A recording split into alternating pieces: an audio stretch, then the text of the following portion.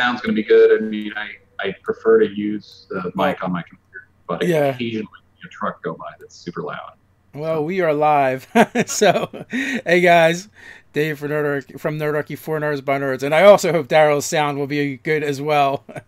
Daryl Jones with me today, and you just launched a Kickstarter the other day for Dobbers, the quest for the key, that's right. That's right. and Thank you. also, secreted away on your website is information for kind of like playing Dobbers in D&D.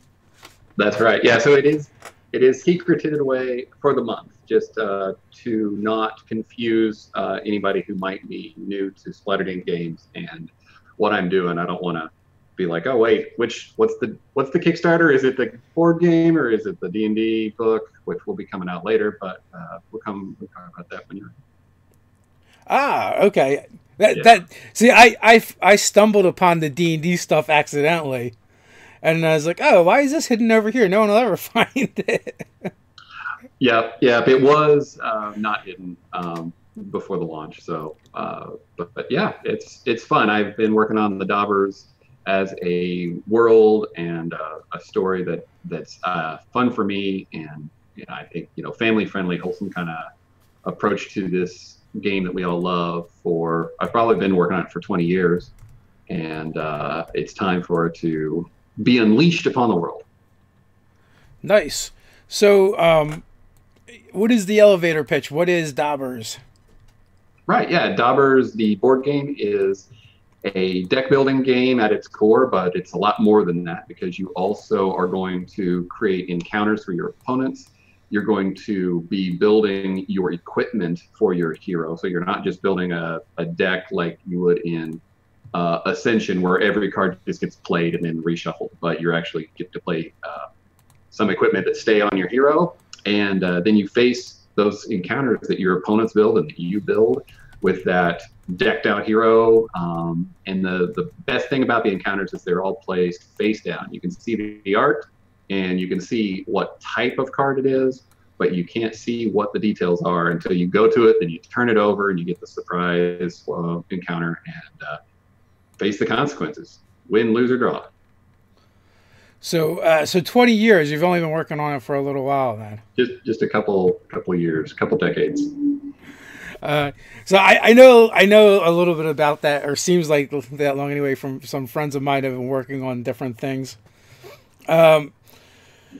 So what inspired Dobbers? Yeah, I was raised by my grandparents, and there were times when, whenever things were going on, whether it was we needed encouragement to do our work or whether it was something to kind of use as a pick-me-up sort of, hey, get back in the saddle sort of thing.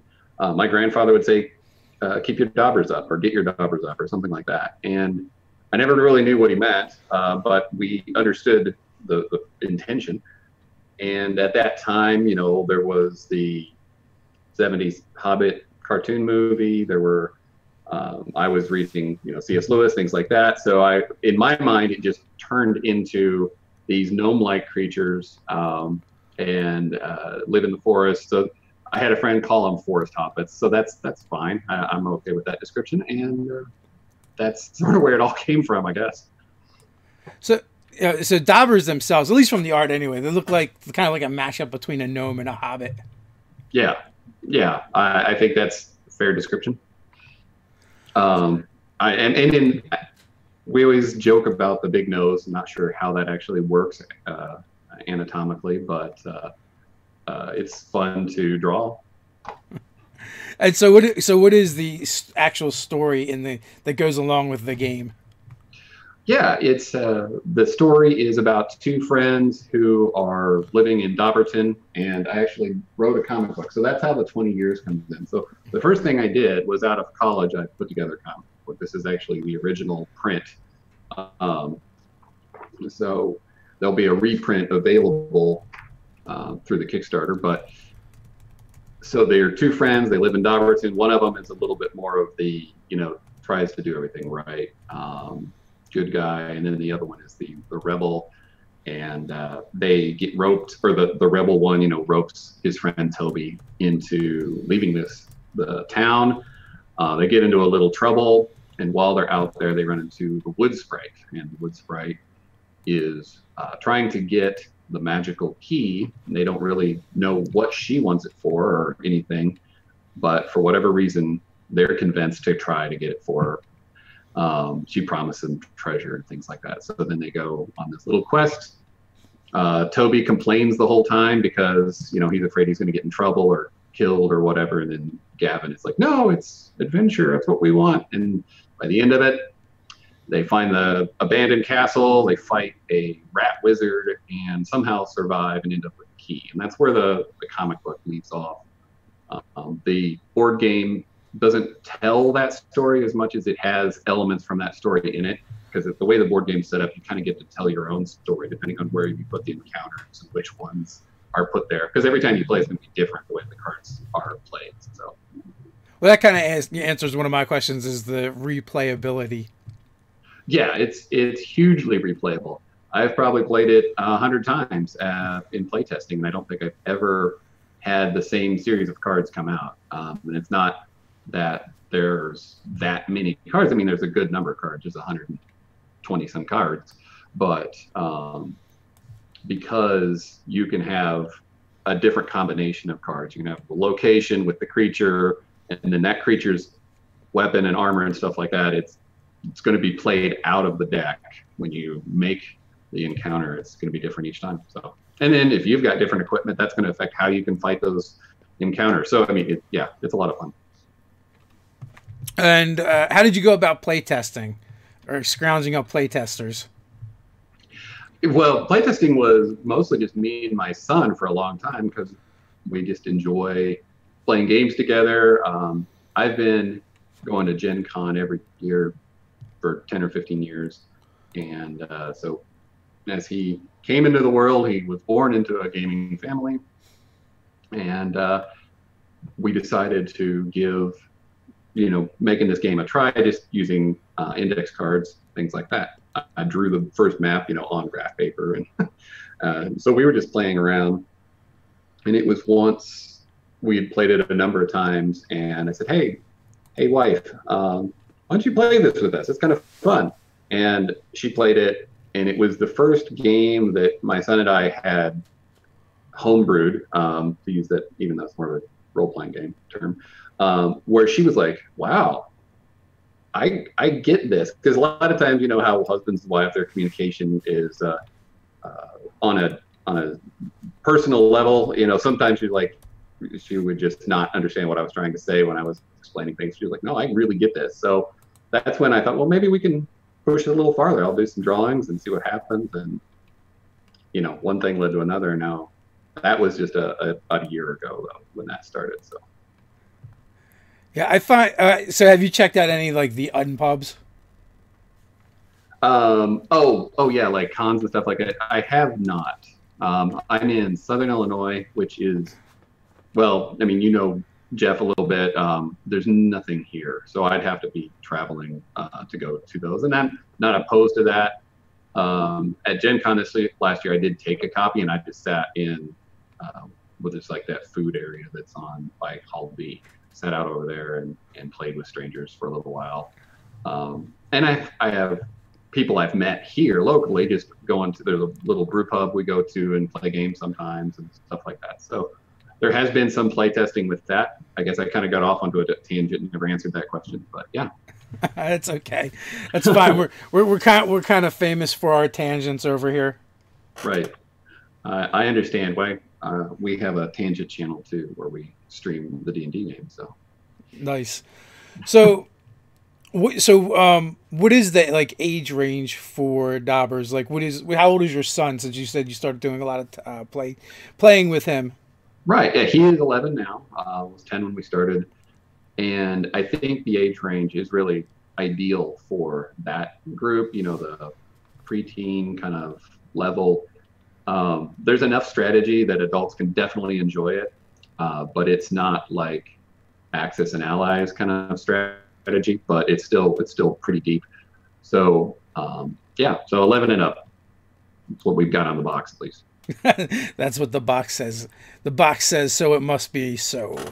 Yep, it must be the truth. Nice. What is the play time? If you're in a two-player game and you know most of the cards, because that is a challenge if you're reading all the cards every time you play, or because that's what you would do on the first couple times, right? But if you know the cards, you can play it with a two-player game in 30 to 45 minutes. A four-player game takes considerably longer because you have so many more options to weigh.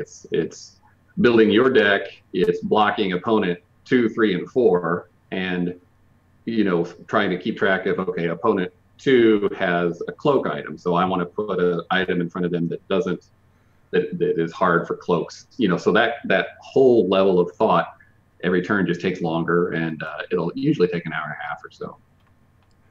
Still, no, not bad. That's no Arkham Horror. Right, right. Not that bad. I guess I actually personally prefer, when it comes to tabletop games, things that I can play relatively fast, and I'd rather play the same game over and over again than play like one game all day.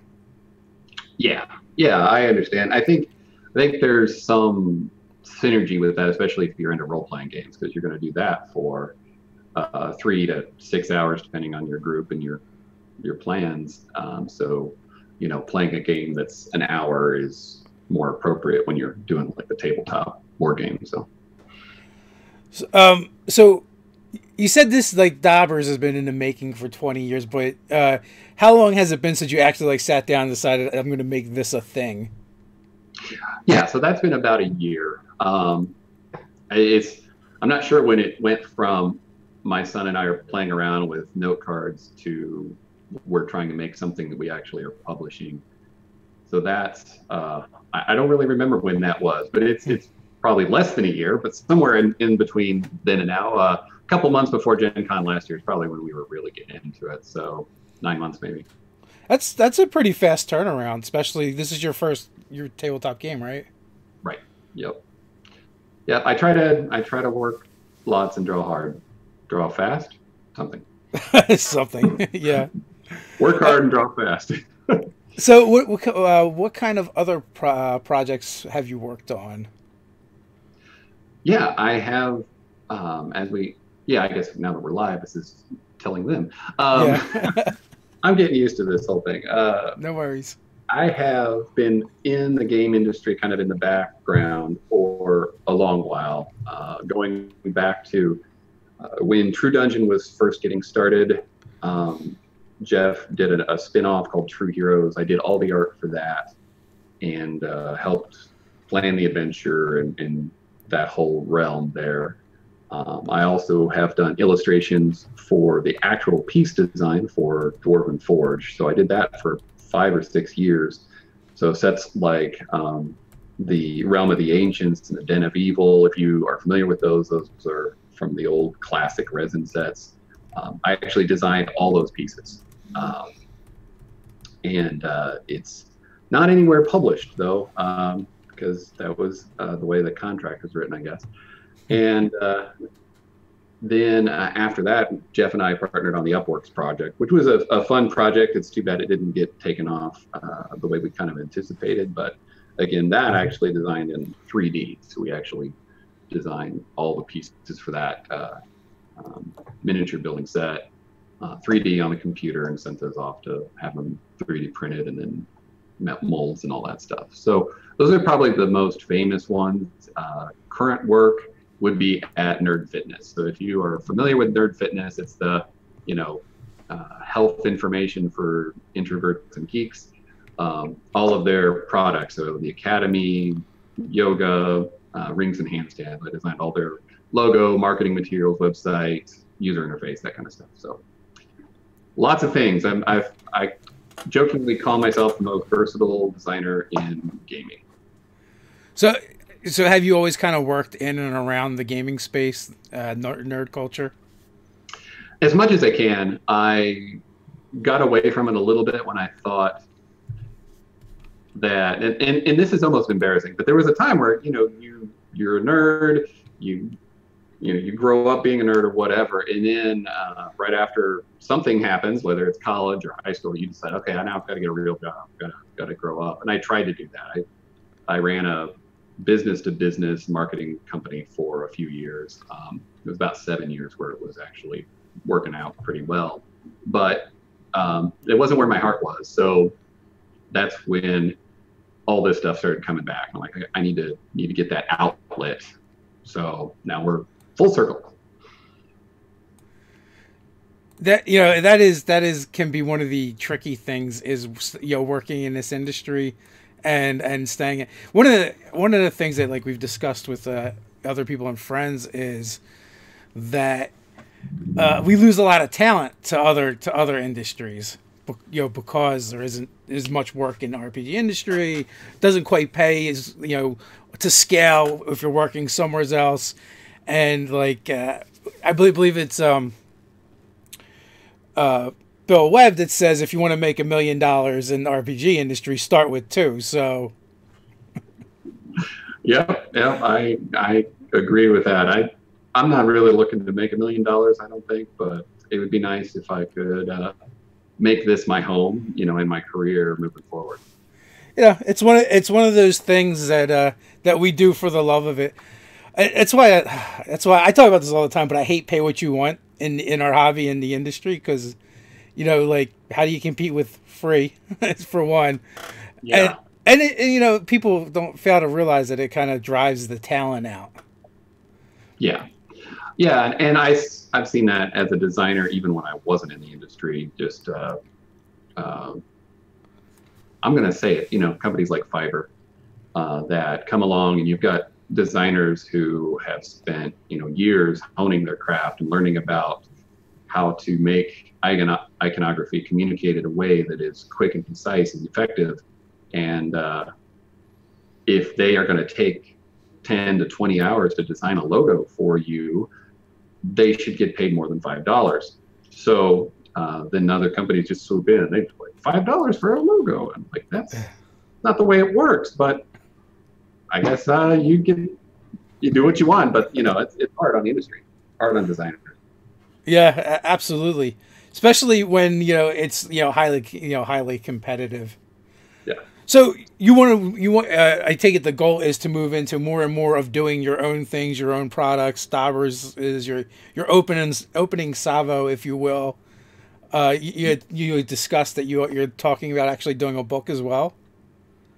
Yeah. So there is several things that are in the works now, and a couple of them are a little bit more in the works. So the book that got the most ground at the moment is a D&D module book for the Dobbers. I've been running a D&D campaign for the Dobbers now for about 4 months on the Exploding Dice channel on Twitch. And I jokingly say every episode, whatever the episode number is, this is, I think, 20 tonight it's going to be. So this is episode 20 and a 3-episode mini-series. So because it's got an interesting response enough that we're going to keep doing it as long as people show up and watch and comment and subscribe and all that. So are you GMing the game? Yeah, I am GMing, or see, I can say DMing because it's Dobbers, even though it's not Dungeons. I am the Dobber master. That I don't know if that's a good thing to say, actually. Well, they were talking in the chat, and so apparently Dobbers is a bingo term. Yeah, it's a couple terms that I didn't know until this whole thing started. So there's a Dobber isn't it the little marker you put when you are playing bingo, so you mark your thing? I have no idea. I just know that they mentioned it in in the chat. Yeah. So yeah, I've heard there's that. I've heard that the thing that you apply makeup with in certain contexts is a dauber, and which that almost makes more sense, but I just wouldn't have called it that, right? And then there's also a term in Scotland for something else that we're probably not going to go into on live here. Okay, then. So just be really careful if you Google the word dauber, is what I'm hearing. Yeah. Yeah, Gets scary out there. if you do Google it, because I have, really nothing comes up except for the makeup stuff that I've seen. And if you put Dobbers Quest or Dobbers Splattered Ink or Dobbers with anything associated with the campaign other than the word by itself, you'll find me. Yeah, and as always, folks, we do have the links in the description on YouTube and Facebook. So if you happen to be on Twitch, you have to run over to one of those places to find the links, or you use your Google Foo. So apparently you've summoned RPG Crate by having the stack of RPG Crate in boxes in the background there. Right. That wasn't it's not marketing or anything. It's just trying to establish nerd cred. But yeah, RPG Crate's awesome. They do have a ton of great products over there. They want to know. I would love to hear if anything in RPG Crate happened to inspire or influence your work. Not at the moment. I am running a Dobbers game for my son, and I'm using the RPG Crate maps for him. That way I don't have to actually prep 2 games, because at the moment I don't have time for both. But yeah, so it's good stuff, though. Yeah, absolutely. We always enjoy opening up our RPG Crates. Yeah, for sure. Chris over there packs a lot of stuff in there. Yeah, and the first box I got had the pirate one. Sorry, my brain just quit. Razor Coast. So I was really excited about that because a friend of mine was Exploding Dice. He's running a Razor Coast campaign, so I was getting into that. And then I got the book just a couple weeks later. I'm like, winning. Yeah, nice. So what kind of stuff has come up in your Dobbers game online that you've been streaming? Because I was checking out the Dobbers a little bit, and they're a little weaker, but it makes sense because they're little forest critters, is what I gather.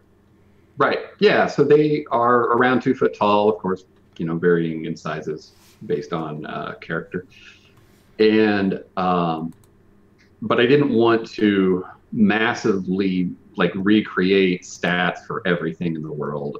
So we just toned down their strength and constitution a little bit.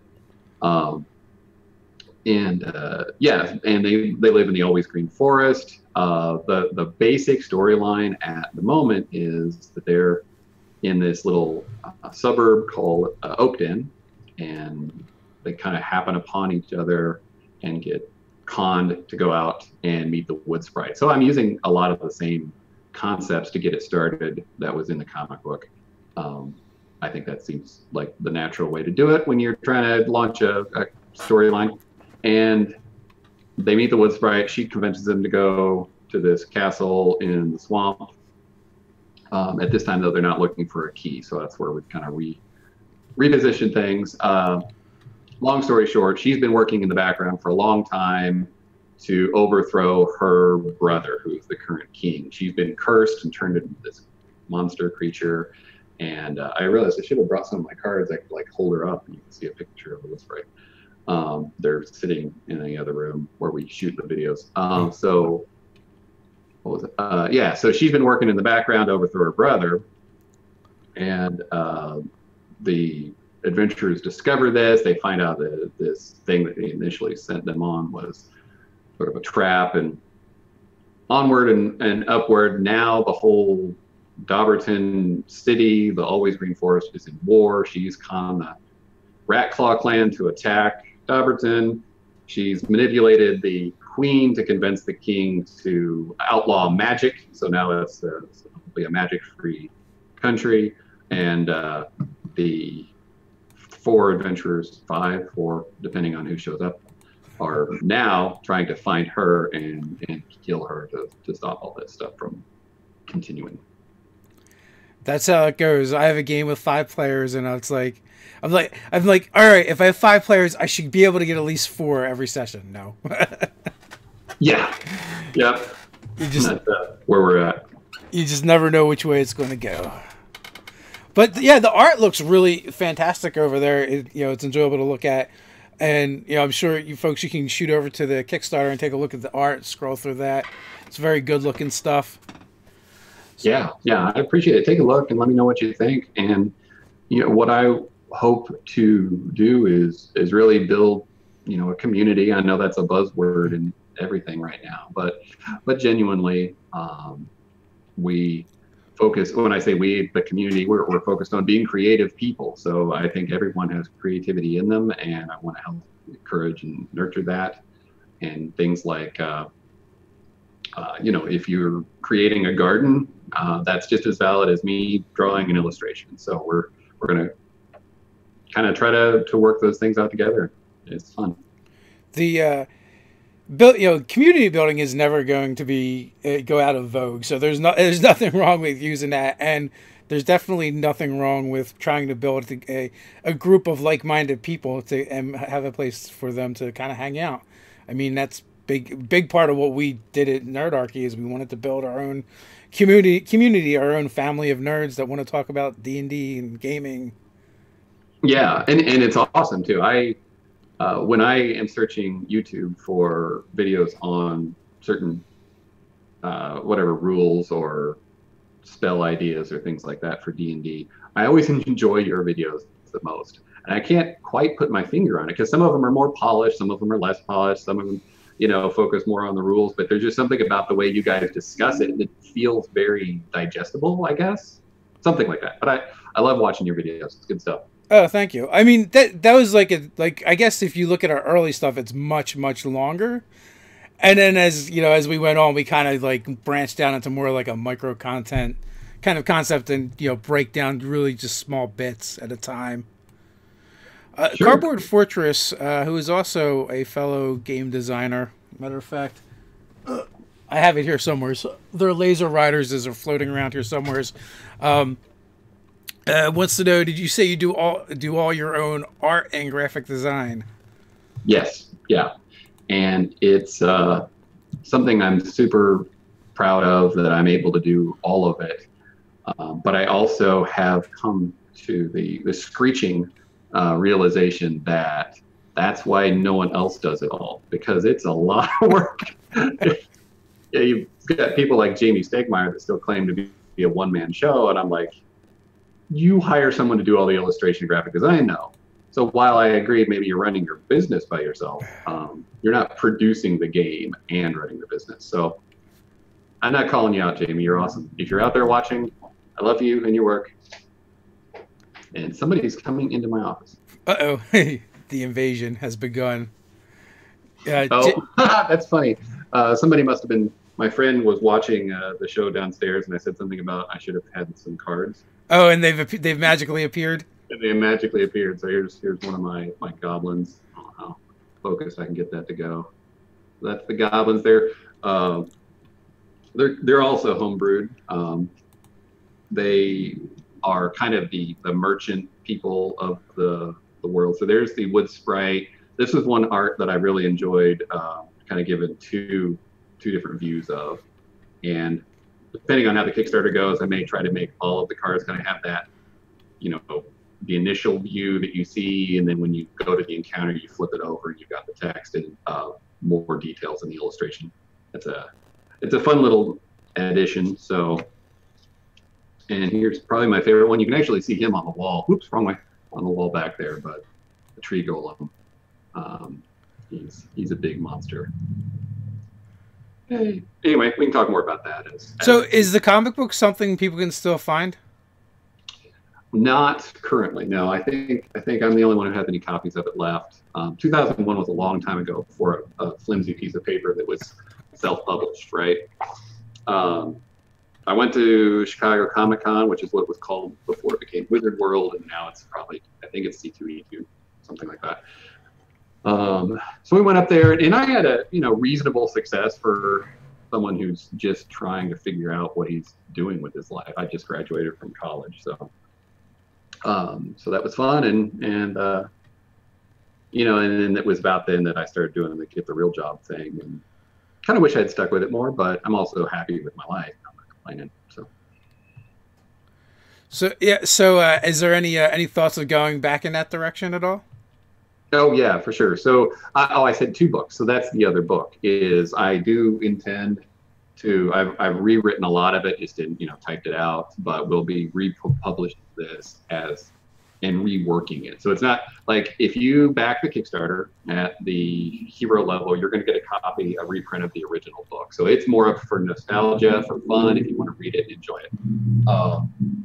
But then in the future, I will be taking that story and finishing it and rewriting and re-illustrating it, all digital and color. Back then, it was all on paper, right? So it'll be a new expression of the story. So James Leslie says, "Man, all these Kickstarters are going to ship all at once, and my girlfriend is going to murder me." Well, that's what Kickstarter is for. I'm pretty sure it's to create tension in couples' relationships that will make them stronger. Yes, or something. I'm following one friend on Kickstarter, and I watched them back enamel pin after enamel pin after enamel pin. That's hilarious. It is. I don't get the enamel pin thing. I have a friend who did an enamel pin Kickstarter, and I mean, all the power to him, but not my thing. I don't do bling, so. Yeah. I'm like, they're gonna be drowning in enamel pins. How many enamel pin Kickstarters can there possibly be? Right. Yeah. He just got a C in his head. Like, these are my pins. Yeah. But also too is like some of the people we follow too is just like watching all the Kickstarters that they back, just in general, is crazy. I know my partner Ted is he is completely guilty of that when it comes, like, he's got an addiction. I think we need to have intervention at some point. Yep. That's my wife is a little more into it also than I am. Like I look at the games and I peruse them all on Kickstarter just about, regularly. But I don't know, I'm selective. And she's just like, ooh, that looks cool. Ooh, that looks cool. Ooh, that looks cool. We got Seventh Continent in the mail a couple days ago. I don't know if you're familiar with that. That's the one that did like 7 million. And she still hasn't told me what she pledged on it. So, and she said she's not going to. I can't tell you for the sake of what we have. I cannot tell you this. Yeah. So, but this will be our 18th wedding anniversary in a couple months. So we're strong. We're good. Yeah. Ted backed Conan, and every time we talk about it, I just raise the number that he spent on it. So it's like $5,000 or something at this point. Yeah. I don't know. Yeah, it's. I wish I could come up with more things to add to our Kickstarter, but as it's the first published game, I can't do like the bundle. You get the first game and the second game. Well, this is the first game, so I need ways to kind of give more goodies. But I think, it's not really an option for a first-time game, and also a first time working with new manufacturers and all that stuff. So, but I'll learn it. It'll be good. Next time I'll have a blowout. Hey, awesome. You know what? Look at Matt Colville. He had like three stretch goals or something. So, but he also had this amazing community already. Yes, So yes. I thought I was building one, and I am. I mean, I definitely am. But it's so hard to gauge the engagement. That's kind of a dumb way to put it, I guess. But so I've got 4 or 5 people that I talk to every day in my community and a whole bunch of members, right? But so I don't know who is really planning to back and that kind of stuff, where he had just such a rich, committed, fanatical community. It is tough to gauge, and people overestimate the numbers by a lot, when they're looking at any given community. I feel like especially online, because the numbers don't mean exactly what you think they do. Like, right. we have 63,000 subs. Yeah. That's not the size of our community. Like, I can like distill and boil that down to maybe 1,000 to 2,000 people. And then from that community, people that are willing to actually financially support you, that number is going to be even smaller. So it's a weird thing to try and gauge, and people kind of get enamored with the numbers. But from a business sense, or someone who's trying to run, a Kickstarter or monetize in any way, the numbers are always much smaller than you think. Yeah, and we knew that going into it, but we just had no idea how to gauge it. And I think we're doing really well. I mean, we had an amazing first day. I had a lot of opportunities for communication and things yesterday, where getting into new communities, into other people's space, and helping to share there. So we know that this first campaign isn't likely to be $1 million success, but it's going to be a great way to establish a firm foundation for Splatterting Games going forward. Yeah, and I love the name of your company too. Splatterting Games is a fun name. Yeah, it is. That goes all the way back to high school too. So this logo that is on even the original comic book, I don't know if I can get it to focus. It's got the little splat face. I drew him like in high school, so before I'd ever even considered trying to self-publish, and it just sort of stuck with me for a while. I actually got rid of it when I launched my my business-to-business marketing company, and was all like corporate-y and stuff. And I'm like, I'm going back. We're going back to the splat face. We're bringing back splat face. Nice. Yeah. When you initially started drawing, what did you think you were going to be doing with it? Comic books. Yeah, I mean, I was all in. Yeah. My first comic book is right back here. I actually keep it with me right now because it's relevant. I can probably dig it out, but I think maybe in a second. It was Silver Surfer number 50, and that was 91 or something like that. And it was the launch of the original Infinity Gauntlet storyline. So this movie that's coming out, that some of you may be familiar with, I am flipping my mind over. But yeah, so that's my career, my passions, everything. I can point to that moment when I got Silver Surfer 50, and then bought all the Infinity Gauntlets, and then I got into Spider-Man after that. Spider-Man ended up my favorite, but I'll never forget. You never forget your first. So Cardboard Fortress says, and they've run a couple successful Kickstarters in the tabletop game space. 35% in the first few days. Generally, you're going to have a nail biter in the final 48. Sort of depends on how many people were friends and family in those first 48, and if you can raise hype. So you got some work to do, I think is what he's saying.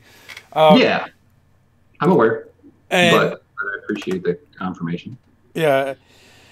So we had a friend who, his Kickstarter backed, and I think originally, like, he was going, before he just decided he was just going to go with his name, he was going to go with the 13th Hour for the name of the company, 13 Hour Games or something like that. And then he launched his first Kickstarter, and it kicked. I'm like, were you trying to raise hype for the name of your company? What were you doing there? because it literally kicked in like the 13th hour. So. Wow, that's cool. And I mean, the saying 13th hour, not actual 13 hours.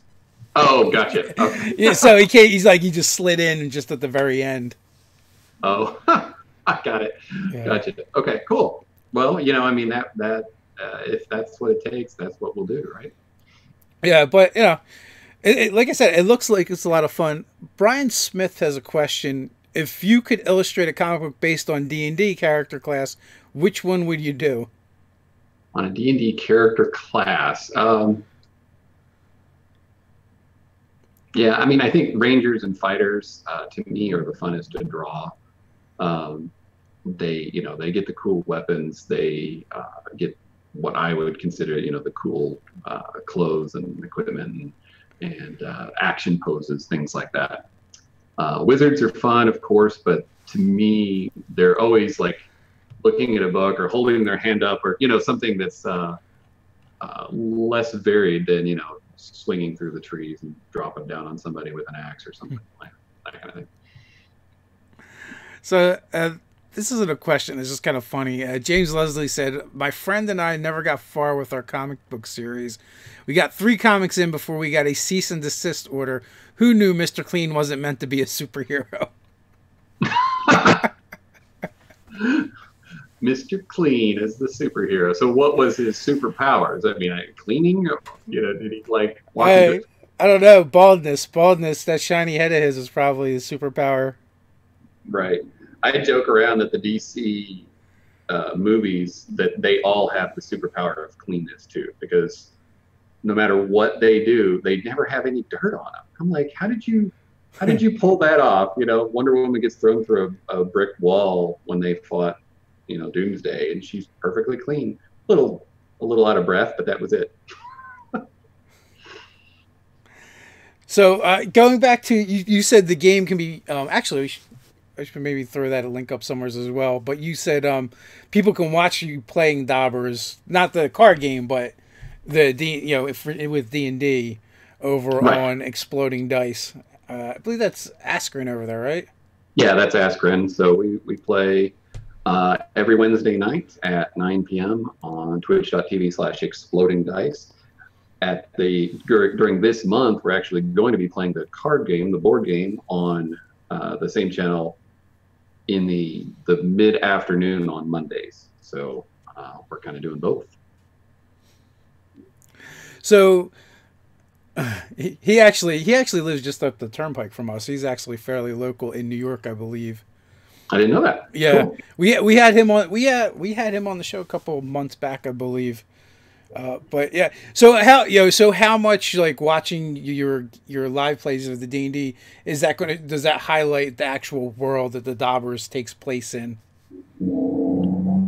Yeah, it does quite a bit. There goes one of those trucks.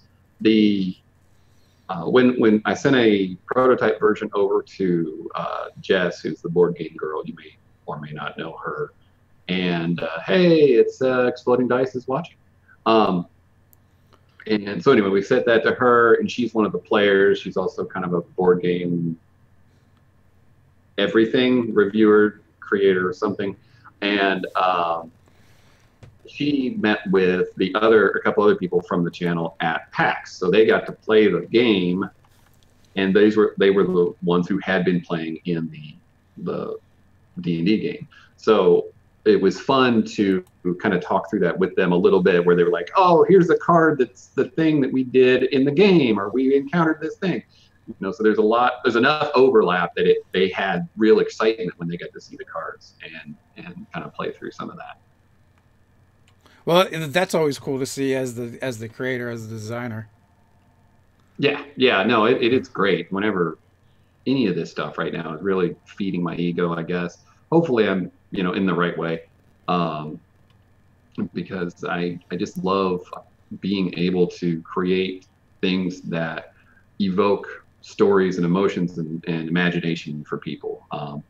There's some, when you're using D&D, it's not like you're writing a novel, but there's still a story that's being woven together. And I really enjoy just being able to participate in that and see other people get something out of it. So Exploding Dice says Daryl and his family playing the game live the other day. Go check it out. So yeah, I think he stuck that link in there. Is what I just saw. Yeah, he can't actually. And it's in the bottom of the Kickstarter too. Yeah, he can't actually put the link in because of YouTube will shred it. Oh, okay, all right. Yeah, maybe it got shredded when I saw it. Yeah. It won't take most of the links most of the time, but we could always put that in the description at some point, so if folks want to come back and find that. And you said it's actually on the Kickstarter page itself, so if they wanted to see you guys playing it. Yeah, so it is at the very bottom of the Kickstarter. I think I just labeled it a full playthrough. So it is a long video because the beginning of it's kind of an interview, and then it's a 4-player game, and then there's more talking afterward. But if you want to watch how the game's played, it's all in there. You can skip to the middle if you want to just watch a few turns. It's cool. Came out really well. And actually, one of our mods, he actually grabbed the link and threw it in there. Thanks, James. Greatly appreciated. When he's not slaying trolls in the chat, he's helping out with dropping the appropriate links. Awesome. Sounds good. So, and Unmade Gaming made a comment too. So I'm running another D&D game on Saturday for Extra Life, and of course to spread the word about the Dobbers. So we're going to run another one-shot with the Dobbers, hopefully raise some money for Extra Life and get some people over to the Kickstarter. Yeah, Unmade Gaming, Mike from Unmade Gaming is he's got charity games going all the time. It seems like. Yeah, it seems like that's his thing, right?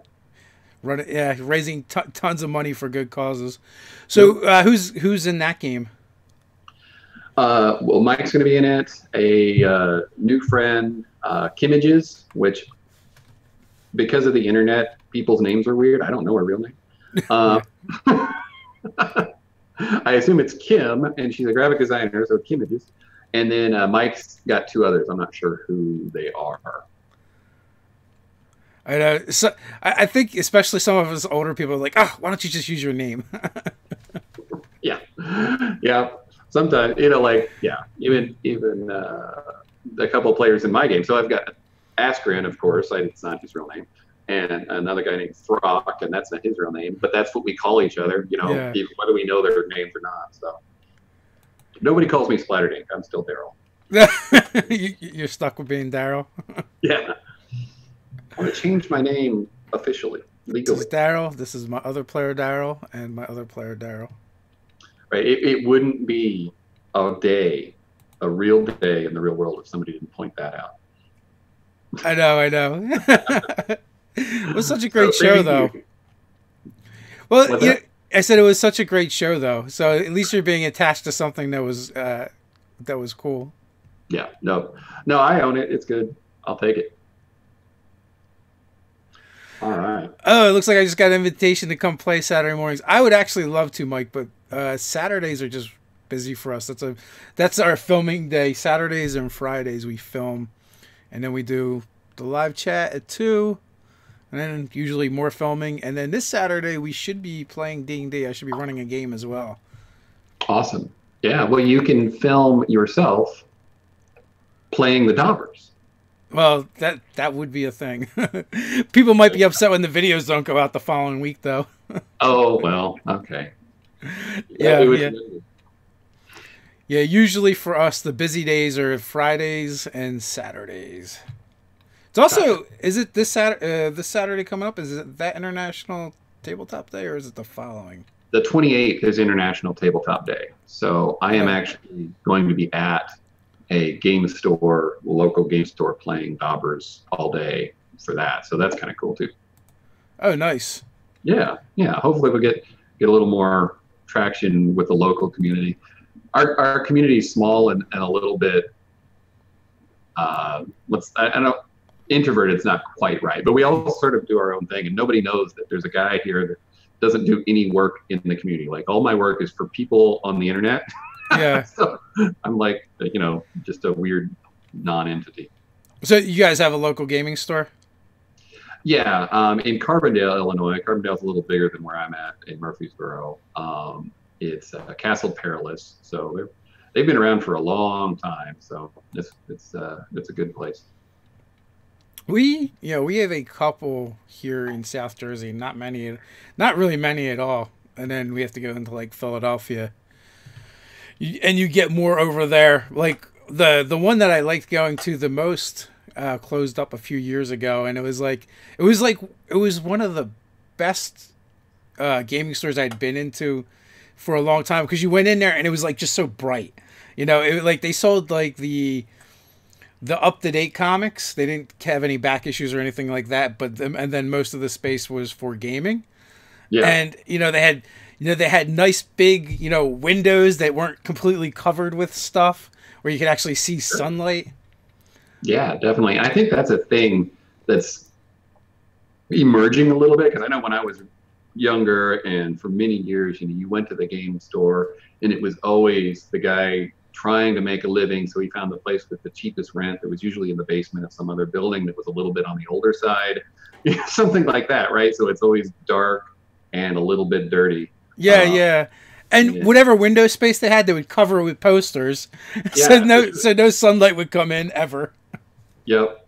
So, but I've been in a couple of newer stores where it's really focused on atmosphere and being bright and welcoming. And I think that's good, because it's good for parents, good for, families and friends to be able to go and not feel like, oh, I'm dropping my kid off at this creepy place, whatever. Yeah.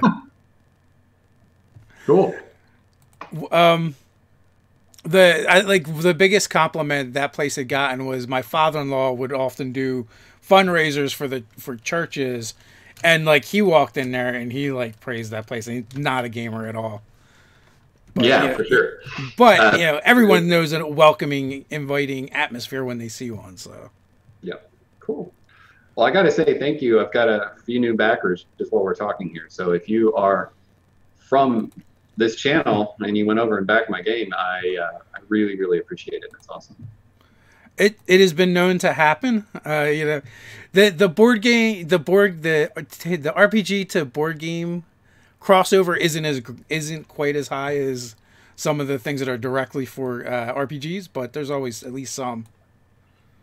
Yeah, for sure. I mean, gaming's gaming. Like I said, it's not directly the same thing, but they are kind of on the same track. Yeah, I really miss Ted used to do a monthly game night where there would be like 3 or 4 different places in his house that games would be going on simultaneously.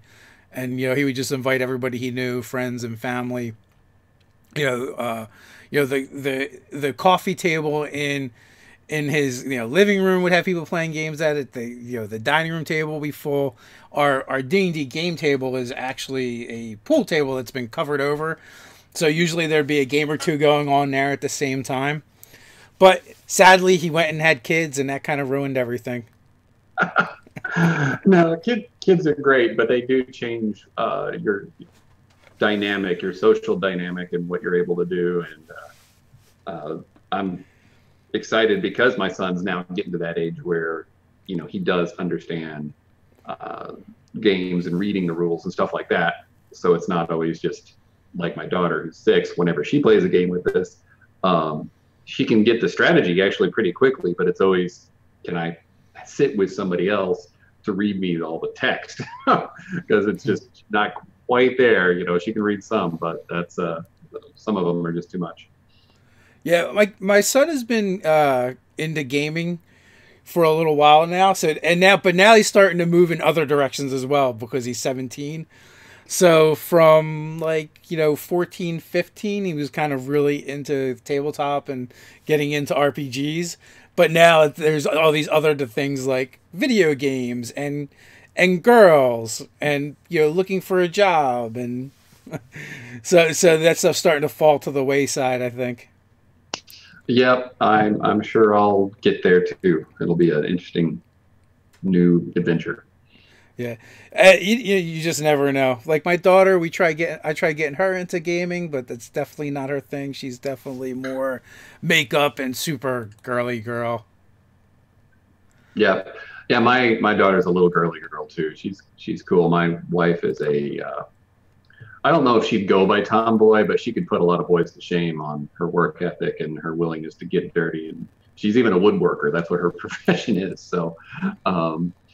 But my daughter, she likes pink and unicorns, so it's all good. Yeah, there's room for everybody. Yeah, my wife actually, her grandparents did a lot of woodworking, and actually my dice tray was made. My grandfather-in-law, I guess, is the one that made it. So cool. We use Easy Roller dice for most of our stuff, but that one will always have a special place in my heart because my wife, she went and found a picture of a dice tray and got her grandfather to make it for me. So, wow, that's great. That's super cool. Yeah, my wife's made a couple dice trays for us. They're simple just to keep the kids from rolling on the floor, but it's neat when you can have those things made. Have you put her to work making any dice towers? No, we don't have any dice towers. She makes knitting looms. So most of her time, if she's woodworking, she's building something that's going to somebody around the world. They go all over the place. It's pretty amazing. So when she's not doing that, she's not keen to keep working on it. Sometimes she does, but it can be a bit much because she makes a lot of them. So. Yeah, and it's like anything. When you spend all day doing it, it's not what you want to do in your off time, per se. Right. Yeah. So, hopefully I can avoid that. I can make games and play games, and that'll be everything. So, are there any other tabletop games that you're interested in making, or possible, like, do you have expansions in mind for Dobbers, or is it one and done?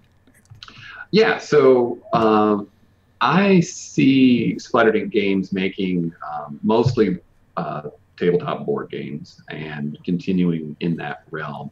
There's definitely going to be the RPG branch because I can't deny that that's part of who I am too. So, but yeah, so the concept that I want to kind of roll with for the Dobbers is that there'll be a series of games that are 100% unique with kind of unique mechanics. So if this first one is kind of at its core a deck building game, then there'll be another one that comes out that doesn't use deck building but some other set of mechanics, and then another one after that.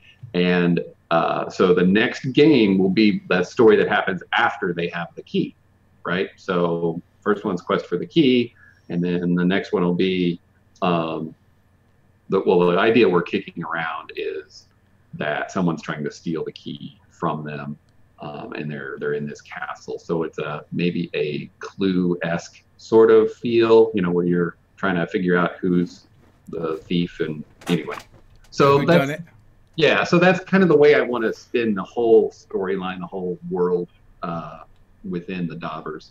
Plus, I've got some other board game ideas that are not Dobber related.